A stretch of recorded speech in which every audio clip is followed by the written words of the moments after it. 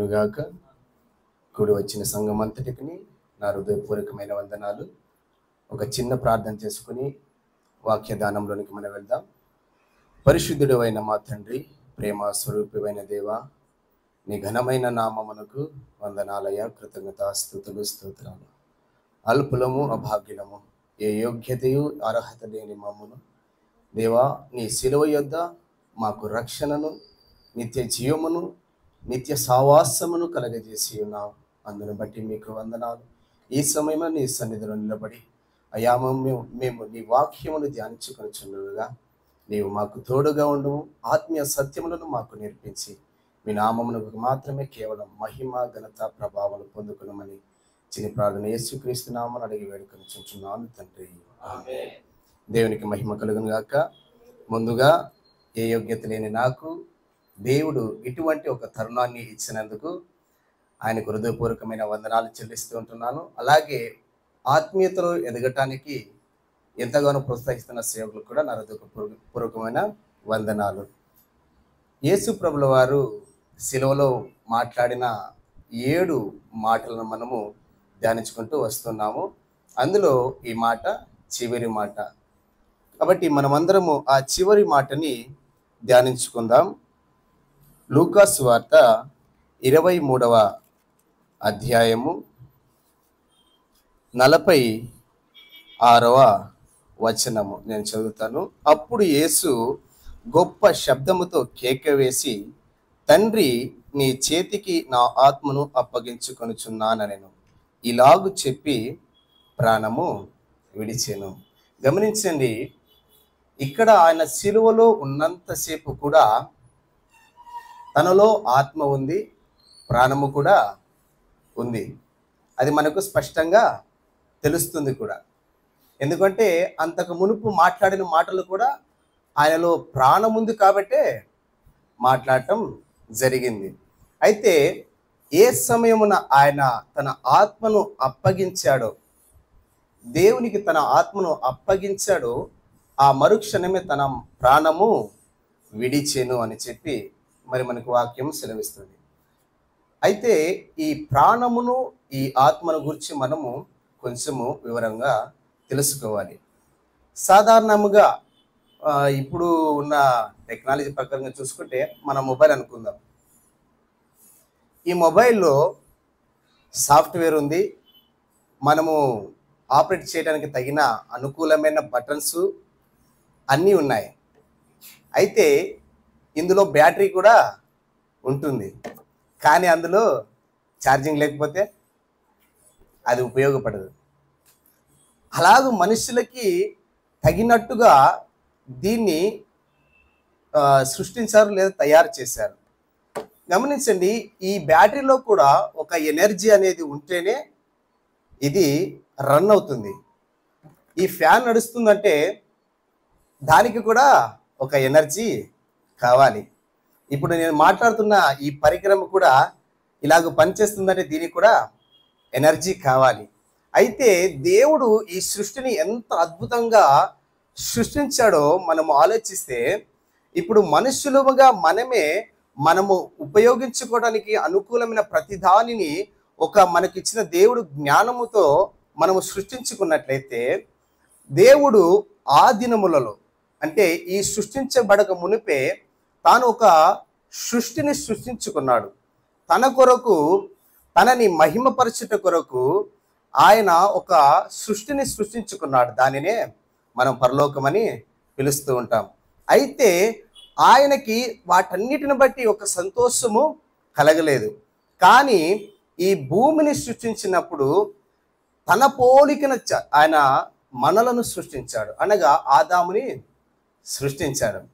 ఆయన అలాగ సృష్టించి ఆయనలో ఉన్న జీవాత్మని ఆదాములో పెట్టాడు. పెట్టిన తర్వాత ఆదాముని ఏం చేయమన్నాడు ఎవరికైనా గుర్తుందా? ఈ సృష్టిలో ఉన్న ప్రతి జంతువుని ఆయన దగ్గరికి పిలిపించి వాటికి ఏ పేర్లు పెడతాడో చూద్దాము అని చెప్పి ఆయన చూస్తున్నాడు. అంటే ఈ ఆత్మకు, దేవుడు పెట్టిన ఆత్మకు ఏముంది అంటే ఒక వివేచన ఉంది, ఒక జ్ఞానం ఉంది. ఒక వస్తువుని, ఒక పరికరాన్ని చూసినప్పుడు దీనికి ఫలానా పేరు అని పెట్టగలిగిన ఒక సామర్థ్యం కలిగినది ఈ ఆత్మ. ఇప్పుడు మనం చూసుకున్న కూడా సాఫ్ట్వేర్ రంగంలో చాలా మంది వివేచనతోనే ఎక్కువ పనిచేస్తారు. అంటే శరీరముతో వాళ్ళు ఎక్కువగా పనిచేయకపోయినా దేవుడు పెట్టిన ఆత్మ వారిని వివేచనలోనికి కలిగిస్తున్నప్పుడు వారు అనేకమైన విధమైన యాప్స్ కానీ వెబ్సైట్ని కానీ సాఫ్ట్వేర్స్ కానీ వారు సృష్టించి వాటిని మనుషుల్లోకి వదులుతున్నప్పుడు వాటిని ఉపయోగిస్తూ వాటి ద్వారా మనుషులు సంతోషపడతారు. అలాగనే దేవుడు తనలో ఉన్న జీవాత్మని మనిషి మట్టి ద్వారా సృష్టించి తనలో ఉన్న జీవాత్మని తనలో పెట్టి తనను మహిమపరచుటకు ఎలాగూ ఈ మనుషుడు ప్రయత్నిస్తాడో చూద్దామని చూస్తూ ఉన్నప్పుడు ఆ మనుషుడు ఆ కొంతకాలం మటుకు దేవుని మహిమపరచే రీతిగా మరి ప్రయత్నించాడు. కాకపోతే ఆయనకి సాటి అయిన సహాయము కలిగినప్పుడు ఆయన త్రోవ తొలగిపోయాడు. దేని ద్వారా అంటే పాపము ద్వారా. అప్పటి వరకు దేవునికి ఆయనకు ఒక అన్యోన్యమైన సహవాసం ఉంది. అనుదినము ఆయన సాయంకాల సమయమున వచ్చి ఆదాముతో ఎంతో సహవాసం కలిగి అన్యోన్యంగా ఉన్నవాడు ఆదాము. ఆయనలో జీవాత్మ, దేవుడు పెట్టిన జీవాత్మ కూడా ఉంది. ఆయన మహిమపరచుటకు ఆ ఆత్మను పెట్టినాడు. కాకపోతే ఎప్పుడైతే దేవుని ఆజ్ఞను మీరి ఆయన ధిక్కరించి వెళ్ళాడో ఆ జీవాత్మ ద్వారా కలగవలసిన మేలుని, దేవుని మహిమపరచవలసిన విధానాన్ని కోల్పోయి దేవుని సావాసానికి దూరమైపోయాడు. ఏ జంతువైనా సరే, ఏ మనిషి అయినా సరే, ప్రాముఖ్యముగా మనిషికైతే తనలో జీవం ఉంటుంది, జీవంలో ప్రాణం ఉంటుంది. ప్రాణము ద్వారానే అనేకమైన పనులు చేస్తాడు. మరి ముఖ్యంగా చూస్తే జంతువులకు కూడా లేని దేవుని ఆత్మను మనకు అనుగ్రహించి ఉన్నాడు కదా. అది మనమందరము కూడా స్పష్టంగా తెలుసుకుంటాం. ఎందుకంటే పశువులు ఆలోచించలేవు, మరి ఏ పరికరాలు కూడా మనలాగా స్పష్టముగా వివేచించి దేనిని కూడా చేయలేవు. మనము చేస్తేనే, మనము చూపిస్తేనే ప్రతి ఒక్కటి కూడా ఈ లోకంలో జరుగుతూ ఉంటుంది. అటువంటి అమూల్యమైన జ్ఞానాన్ని దేవుడు జీవాత్మలో ఉంచాడు. అయితే ఆ ఆత్మను దేవుని ద్వారా పొందిన ఈ మనుష్యుడు దేవుని ఆజ్ఞను ధిక్కరించి పాపంలో పడిపోయాడు.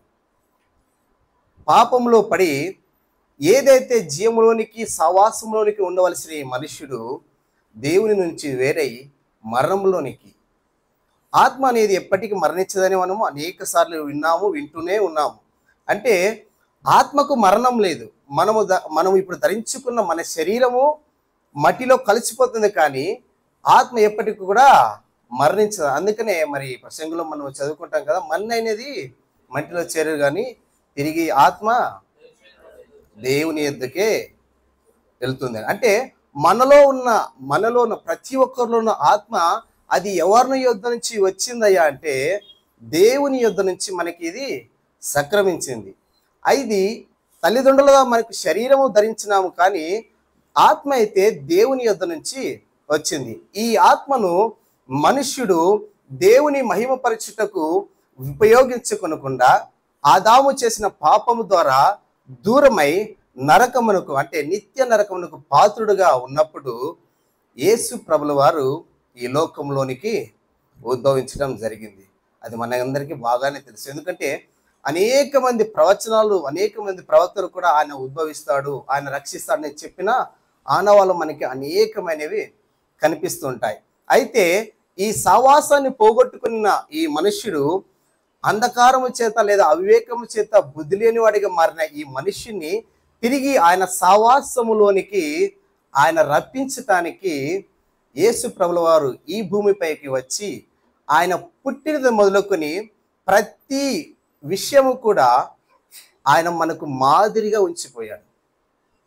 మనం గమనించినట్లయితే చిన్న వయసు నుంచి కూడా ఆయన దేవుని చిత్తాన్ని నెరవేర్చే దాంట్లో ఆయన ఎప్పుడు కూడా నిమగ్నమై ఉన్నాడంట. శరీర సంబంధమైన దాని విషయాల్లో ఆయన ఎక్కడ కూడా ఆయన ప్రాకులాడినట్టు కూడా కనపడట్లేదు. ఏమిటి దేవుని చిత్తమయ్యా అని మనం చూస్తే ఇదే. ఏదంటే దేవునికి మనుషునికి ఉన్న అన్యోన్య సహవాసాన్ని, దేవుణ్ణి మహిమపరిచిన ఈ మనుష్యుడు, జీవాత్మ ద్వారా ఆయన మహిమపరిచిన ఈ మనుష్యుడు తాను తన శరీర సంబంధమైన ఆశల చేత పతనమై లోకాశలలో లోకపు ఈ అవసరాలలో పడి పతనమైపోతున్న ఈ మనిషిని చూసి ఆయన చలించిపోయాడు. మనము ఒక చిన్న మన కుమారులకి ఏదైనా ఒక చిన్న గాయం తగిలితే, నేనైతే నాకు తెలిసిన మా సహోదరులు ఉన్నారు, ఒక 6 నెలల నుంచి ఒక పాపని నేను చూశాను. నేనేం చేసేవాడిని అంటే, ఆ 6 నెలల నుంచి కూడా ఆ పాప కొంచెం అల్లరి చేసినా, లేదా ఏదైనా చెడు పని లేదంటే చిల్లర పని చేస్తుంటే నేను ఏమంటారు గద్దించేవాడిని. గద్దిస్తూ అంటే నన్ను ఆ సహోదరు అడిగేది, ఎందుకన్నా అట్లా గద్దిస్తావు అంటే నేనేమన్నావాడిని అంటే, చిన్న వయసు నుంచి మనము భయంతో నేర్పితే వాళ్ళు పెద్దదైనప్పుడు వారు చెడిపోరమ్మా, మనం నేర్పించేదే అలా నేర్పియాలని చెప్పి నేను చెప్తూ వచ్చేవాడిని. అయితే బాల్య దినముల నుంచి యేసు ప్రభుల వారు కూడా భయభక్తులతో నడిచి మనలకు ఆయన మాదిరిని ఉంచాడు. ఎలాగ మాదిరిని ఉంచాడు? ఆయన పుట్టుకలో పాపం లేదు. ఆయన జీవించుతున్న ప్రతి దినము కూడా ఏ పాపము కూడా ఆయన చేయలేదు. అందుకని ఆయన సవాలు విసిరాడు, ఏమనంటే, నాలో పాపం ఉన్నదని మీలో ఎవరైనా నిరూపించగలరా అని. అంతటి పరిశుద్ధుడిగా ఆయన జీవించి ఆయన దైవత్వముతో దేవునిగా ఆయన ఇక్కడ భూమిపైన బ్రతకలేదు.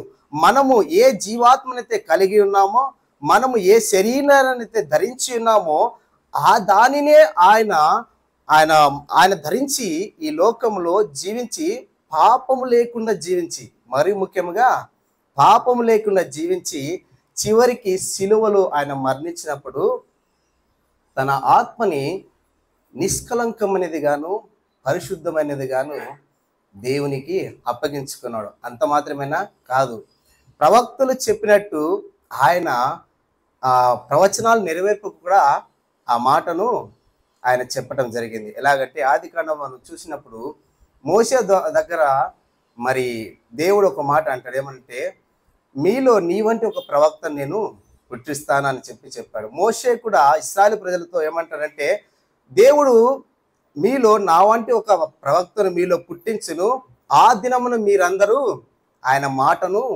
వినాలి అని. మనము ఈ మాటలు మనకు తెలుసు. అలాగే ఇంకొక మాట కూడా మనకి జ్ఞాపకం రావాలి, ఏమంటే, ప్రవక్తల ఆత్మలు ఎవరి స్వాధీనంలో ఉన్నాయంట? వారి స్వాధీనంలోనే ఉంటాయంట. అంటే ఆయన కేవలము మనకు మాదిరిని మాత్రమే ఉంచలేదు, ఆయన ప్రవక్తగా వచ్చి దేవుని కుమారునిగా వచ్చి ఏ మనుషుడైతే జీవాత్మ ద్వారా దేవుని మహిమపరిచిన ఈ మనుష్యుడు దేని ద్వారానైతే పతనమయ్యాడో ఆ పాపము నుంచి విమోచన కలిగించి దేవుని తిరిగి మహిమపరచుటకు ఏదైతే సన్మార్గం అని మనం పిలుస్తున్నామో, సత్య మార్గం అని మనం పిలుస్తున్నామో, ఆ మార్గాన్ని ఆయన సరళము చేశాడు. అందుకని యేసు ప్రభులు వారు అంటారు, నేనే మార్గమును సత్యమును జీవమును, ఇదిగో నన్ను ఎరిగిన వాడు లోపలికి పోవచ్చు వచ్చుచు వాడు మేయిచు ఉండునని చెప్తున్నాడు. గమనించారా? అంటే మనము ఈ సహవాసాన్ని కోల్పోవటం చేత మనం దేన్నైతే పొందలేకపోయామో, ఏ సహవాసాన్ని అయితే మనము దూరం అయ్యావో, తిరిగి ఆ సహవాసాన్ని ఆయన తిరిగి కట్టడానికి మనకు మాదిరిని చూపిస్తూ తన జీవితాన్ని తన ఆత్మలో కపటాన్ని కానీ ఎక్కడ కనపరచలేదు. ఇలాగ మనము చూసుకుంటూ వెళ్తే ఇంకొక వ్యక్తి నేను మీకు పరిచయం చేస్తాను. ఇస్సాకును కూడా మనం జ్ఞాపకం చేసుకోవాలి.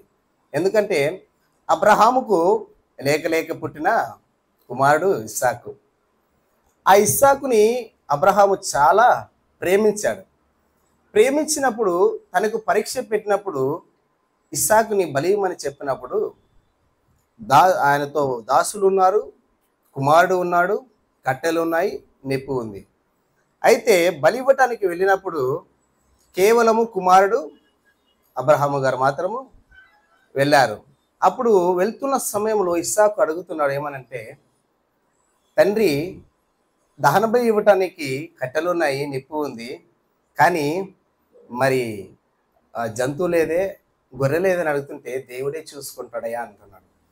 మనకు చాలా జాగ్రత్తగా చూస్తే ఇస్సాకును యేసు ప్రభుల వారికి సిమిలర్, అంటే ఒకే పోలికమైన మన మానవాళ్ళు చూడొచ్చు. మనము ఇస్సాకుని బలి రప్పించడానికి అబ్రహాము గారు తీసుకుని వెళ్తున్నప్పుడు ఇస్సాకు సైతము తన బలి అర్పణకు తన కట్టెలను తానే మోసుకొని వెళ్ళాడు.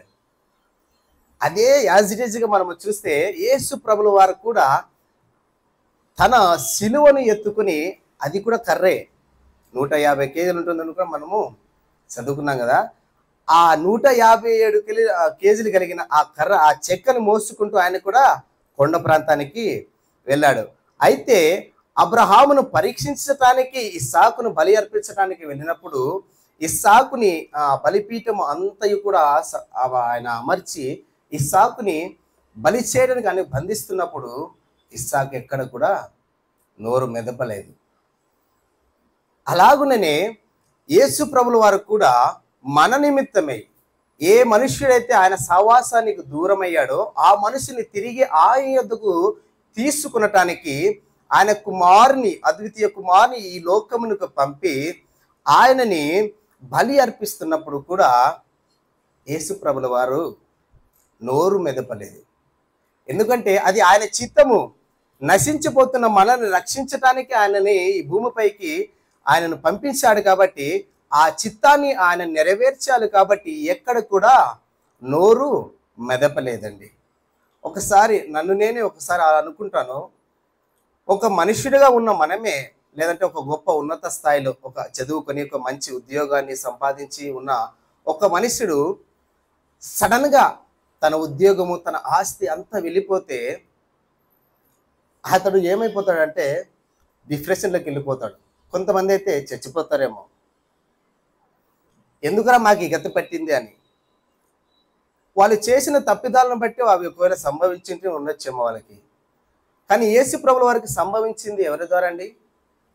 ఆయన ఏదైనా పాపం చేశాడా? తనలో ఏదైనా పాపం ఉన్నదా? లేదు కదా. కానీ ఆయన పరలోకములో దేవునితో సమానమైన భాగ్యాన్ని విడిచి కూడా ఈ లోకములోనికి ఎందుకు వచ్చాడంటే నేను ఆ పాపముల నిమిత్తమే. ఏ సావాసాన్ని మనము కోల్పోయామో తిరిగి ఆ సావాసములకి మనం నడిపించటానికి, ఏ నిత్య రాజ్యాన్ని మనము విడిచి మరణములోనికి, నిత్య నరకంలోనికి వెళుతున్నామో దాన్ని తప్పించడానికి ఆయన ఈ లోకంలోనికి వచ్చాడు. ఇస్సాకు అబ్రహాము బలి ఇస్తున్నప్పుడు ఎలాగో మౌనముగా ఉన్నాడో దేవుడు మన నిమిత్తము ఆయనని బలి అర్పణగా అర్పిస్తున్నప్పుడు కూడా యేసు ప్రభుల వారు మౌనముగా ఉన్నాడు. దేవునికి మహిమ కలుగును గాక. అలాగూ ఇస్సాకు అలాగ మౌనముగా ఉండుట ద్వారా ఇస్సాకు వలన ఈ లోకమంతయు తన సంతానము వ్యాపించి ఈ లోకమంతయు ఆశీర్వదించబడింది. నిజమా కాదా? ఆయన సంతానమే మనమంతా. ఆయన సంతానం ద్వారానే ఈ టెక్నాలజీ కానీ, ఇప్పుడున్న రంగాలు కానీ, ఇప్పుడున్న ప్రతి పరికరమైన కూడా సృష్టించబడింది. అది మనకు ఆశీర్వాదకరమే. అయితే ఈ ఆశీర్వాదకరమైనది ఈ భూమిలో మనము ఉన్నంతకాలం మటుకే.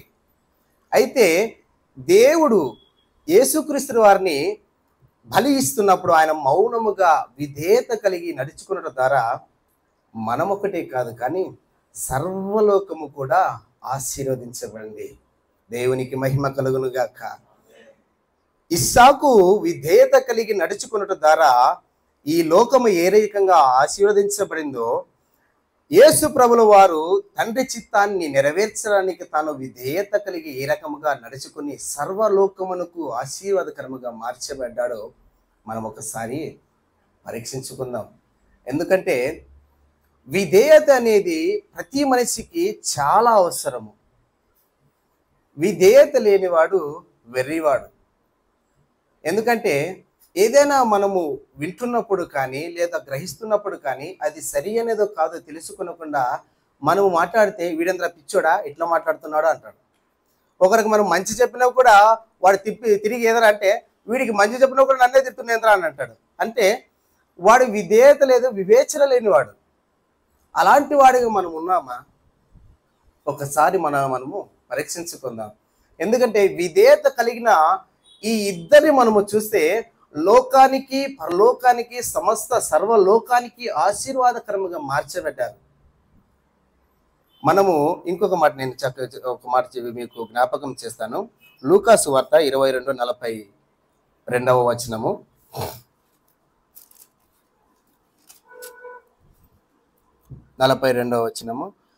నేను చదువుతాను చూడండి. తండ్రి, ఈ గిన్నె నా యొద్ద నుండి తొలగించుటకు నీ చిత్తమైతే తొలగించము, అయినను నా ఇష్ట ప్రకారము కాదు, నీ చిత్తమే సిద్ధించునుగాక.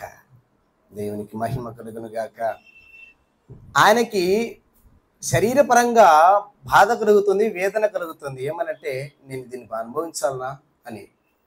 కానీ తండ్రి చిత్తము, తండ్రి ఇష్టమని నెరవేర్చాలని తన మరణమునకు కూడా ఆయనను అప్పగించుకున్నాము. మనము కూడా దేవునిగా విధేయులముగా ఉంటున్నామో లేదో ఒకసారి మనము పరీక్షించుకోవాలి. శరీర సంబంధముగా మనము తల్లిదండ్రులకు లోబడినప్పుడు ఆశీర్వాదముగా ఏ రకముగా అయితే ఇస్సాకు ఆశీర్వదించబడ్డాడో ఆ రకముగా కూడా మనము ఈ లోకములో ఉన్నంత కాలము మన పెద్దలకు, మన కుటుంబాలలో ఉన్న పెద్దలకు, తల్లిదండ్రులకు విధేయత కలిగి నడుచుకోవలసిన అవసరము ఎంతో ఉంది. ఎందుకంటే అలాగ నడుచుకున్న వారు తల్లిదండ్రులు వారికి ఎంతో ఆశీర్వాదాన్ని ఇస్తారు.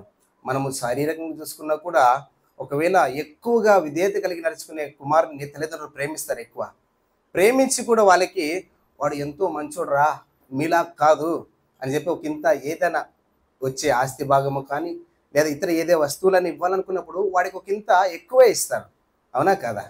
అంటే శరీర సంబంధముగా తండ్రికి లోబడిన వారు ఇంతగా తమకు విధేయత చూపిన పిల్లలకు ఇంతగా వారిని ప్రేమించి వారికి సమస్తాన్ని ఇవ్వాలని చూస్తున్నప్పుడు దేవునికి విధేయులముగా ఉంటే ఆయన మనల్ని ఎంతో ఆశీర్వదిస్తాడు. ఒకసారి మనం పరీక్షించుకుందాం. యేసు ప్రభుల వారు ఆ శిలువలో మరణిస్తూ తన ప్రాణాన్ని విడుస్తూ తన ఆత్మను అప్పగించుకొనొచ్చు కూడా ఆయన చూపిన మాదిరి ఏందంటే ఇదే. దేవుని చిత్తాన్ని సంపూర్ణముగా నెరవేర్చి ఆయనకు విధేయుడయ్యాడు. ఆయన విధేయత కలిగి నడుచుకున్న ద్వారా మనకు రక్షణయు నిత్య రాజ్యమును అనుగ్రహించబడింది. దేవునికి మహిమ కలుగును గాక. చివరగా ఒక మాటను మీకు చెప్పి నేను ముగిస్తానండి. పేతురు రాసిన మొదటి పత్రిక 2వ అధ్యాయము 23వ వచనము. చెప్పండి.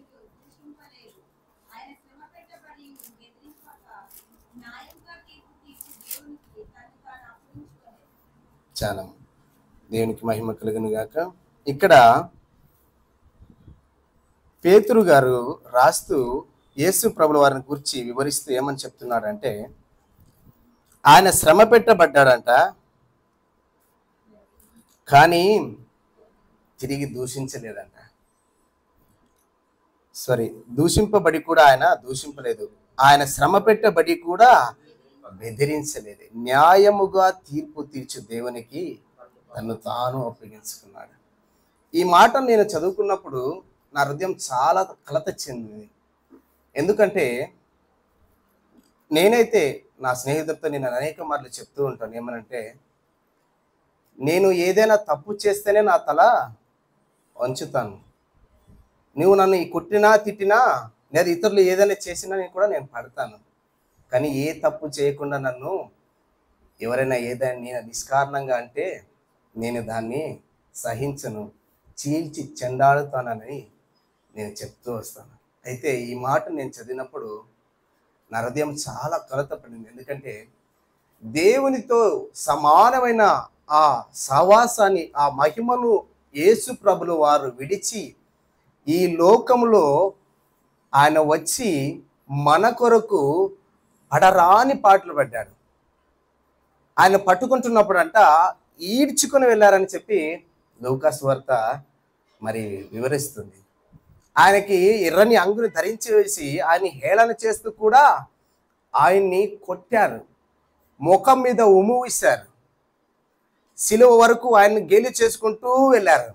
సిలువ వేసినప్పుడు కూడా ఇదిగో ఇన్ని రోజులు రక్షించిన, ఎంతో మందిని రక్షించిన ఈ మనుషుడు చూడండి, వీడు అనేకులు రక్షించను కానీ తను తాను రక్షించలేకపోతున్నాడు అని చెప్పి కూడా ఎంత ఎగతాళి చేశారు. దాన్ని నేను గమనించినప్పుడు నాకు నేనుగా నేను దాన్ని ఆలోచిస్తున్నప్పుడు ఎవరు కూడా ఏ మాట కూడా నేను ఏ తప్పుదేమో చేయకుండా నన్ను ఎవరైనా ఏదనంటే పడని నేను దాన్ని సహించలేనని అంటున్నాను కదా. అయితే మనుషులను సృష్టించిన సృష్టికర్త, ఈ సర్వలోకమునకు కూడా మూలాధారమైన దేవుడు నీ కొరకు నా కొరకు ఎంత తగ్గించుకున్నాడు. చివరికి ఆయన ముఖం మీద కూడా ఉమ్ము వేసుకొని ఆయన విధేయత కలిగి మౌనముగా ఉన్నాడు. ఆయనకు మహిమ కలుగును గాక. అంతటి విధేయతను కనపరిచినందుకే మనకు ఈ రక్షణను మనకు ఆయన ఇచ్చి ఉన్నాడు. లేకపోయింటే తిరిగి మనము ఆ నిత్య నరకములోనికి మనం వెళ్ళేటువంటి వారం.